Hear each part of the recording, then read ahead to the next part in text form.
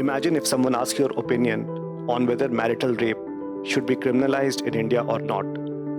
If you are educated and you are reasonable, chances are that you will say that definitely it should be criminalized. This is the present legal status of marital rape, that it is given an exemption under section 63 of BNS. Rape is not just about an offense against an individual, it is an offense against society. In the Joseph Shine case, it was also held that women has autonomy and women can refuse sex or consent even during marriage.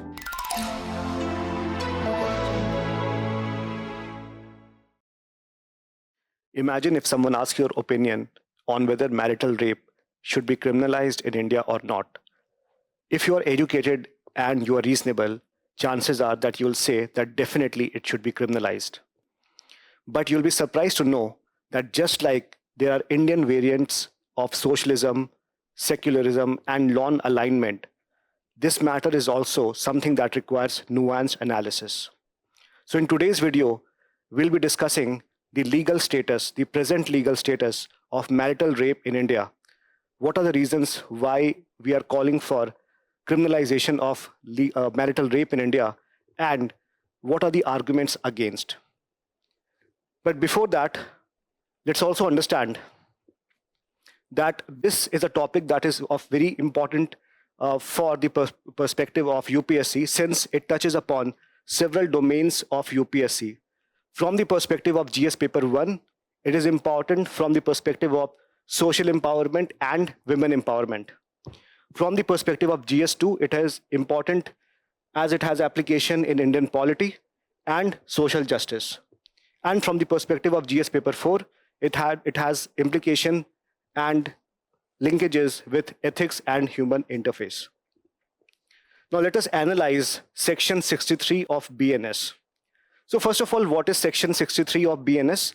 It is the provision that details what amounts to rape, and it talks about the punishment that is there, right? So earlier it was part of section 376 of IPC, Indian Penal Code, but with the recent amendment in the criminal laws, it is retained under section 63 of BNS, that is Bharatiya Nyaya Sanhita. However, there are two exceptions given to this.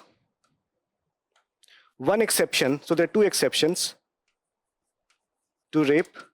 One is on legal or medical ground,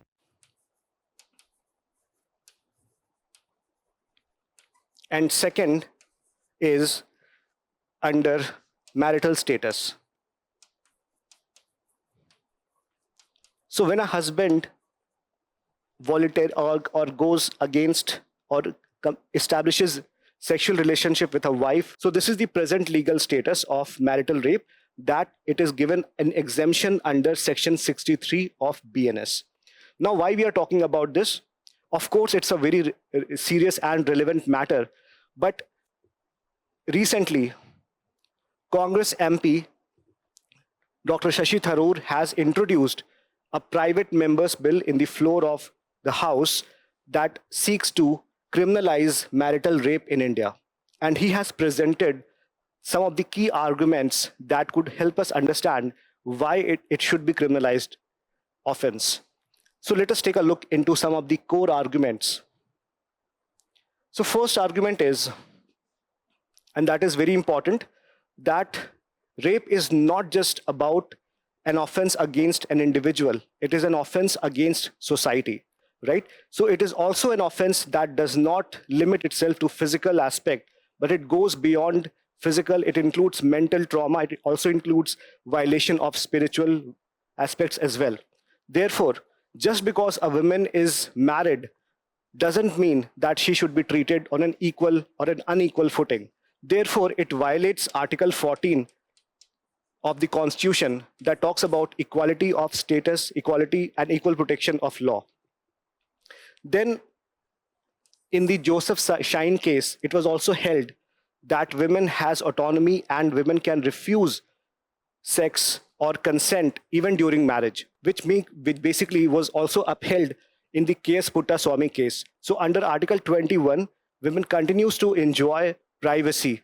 So if marital rape is provided as an exemption, it goes against both Article 14 and Article 21 of the Constitution. Second, if you look at the ground reality of sexual violence in India, as per National Family Health Survey 5, it was observed that around 83% of the sexual violence committed against women were committed by their present husbands. So whatever existing arrangement that is there in India is clearly not working up. So again, this is something that we should look into. Third, it is contrary to expert and international obligation. So after Nirbhaya incident, a committee was set up, Justice Verma Committee, in 2013. And this committee also advocated that marital rape should be criminalized in India. In fact, India is also signatory to a convention called CEDAW, that is Convention Against Elimination of Discrimination Against Women in all the forms. However, India's domestic laws do not permit or is essentially against marriage and family laws, right? So basically, in order to ensure that India's sexual violence laws are in international conformity, India should definitely criminalize marital rape, as has been done in more than 100 countries of the world. Then, the sanctity of marriage cannot justify violence. A lot of people have said that marriage essentially means that consent is provided, or it is assumed to be given. And if this consent is withheld, then perhaps it would destabilize the whole institution of marriage. But this is not a very strong claim. We cannot say that the sanctity of marriage is basically based on the violence permitted or perpetuated against women. So these are the arguments that essentially talks about why marital rape should be criminalized. Now looking into the other side of the table, the arguments against criminalization of marital rape in India. So on the theoretical level, it is definitely all these arguments that we discussed earlier appears very sound. But if you look at the ground reality in India, it offers a different story.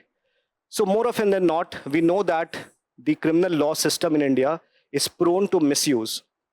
And the evidence that is basically given as part of sexual violence against men essentially is based on the testimony of women.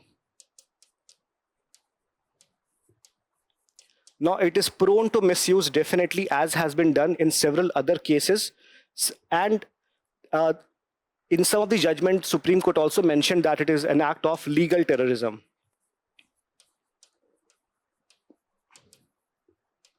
More often than not, it may lead to trivialization of offense.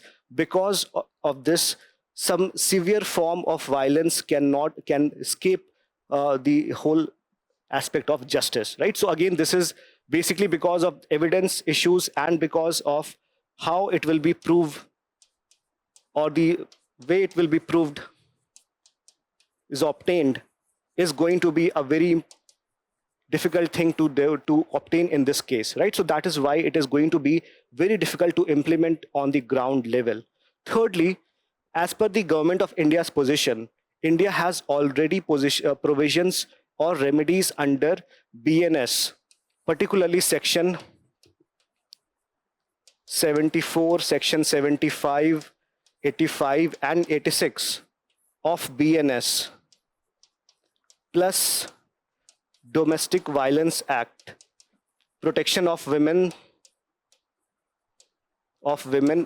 Against Domestic Violence Act of 2005. These provisions have enough, or these acts have enough provisions to protect women even from sexual violence against her husband, right? So these provisions are there, and this is what the Government of India has submitted in a reply in the Parliament.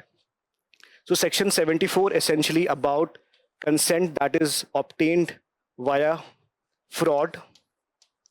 So this is also considered as an offense. Section 75 and 85 and 86, all of them are also, so this is about sexual violence via separation. So during separation, if a husband tries to engage physically with women without their consent, that would be considered as a violence or as a punishment under section 75 of BNS.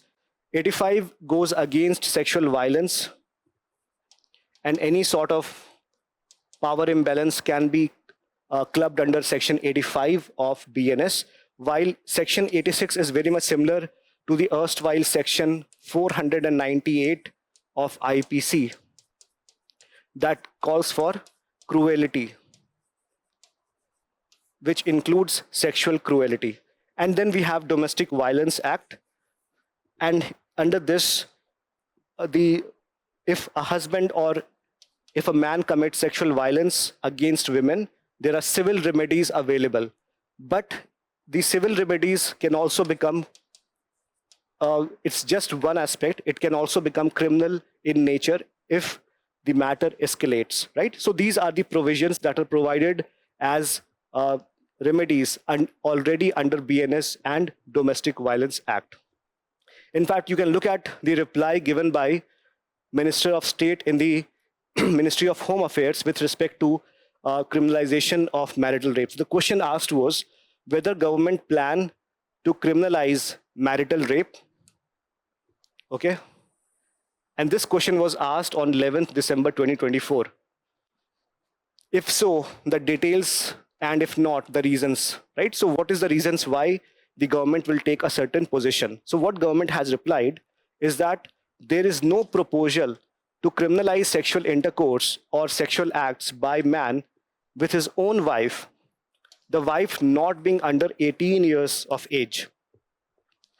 As sections 74, 75, 76, and 85 of BNS, Bharatiya Nyaya Sanhita 2023, and the Protection of Women from Domestic Violence Act 2005 provide for a sufficiently adequate remedy. So this is what government says, that these provisions are sufficient, which include penal consequences as well, thereby protecting the right and dignity of a woman within the institution of marriage. So now we know both sides of the story. We know that on one hand, marital rape amounts to violation of constitutional provisions, gender justice, and it is also against international obligation. But on the other hand, proving them in court is a very difficult matter. There are implementation challenges. So in my opinion, the idea of criminalizing marital rape is not a bad one. In fact, it should be done, right? At the same time, we should be looking into some of the implementation gap that exist at the criminal justice level. With that, I'll end this discussion. I hope this was useful to you. Do let us know what you think about this matter. Thank you.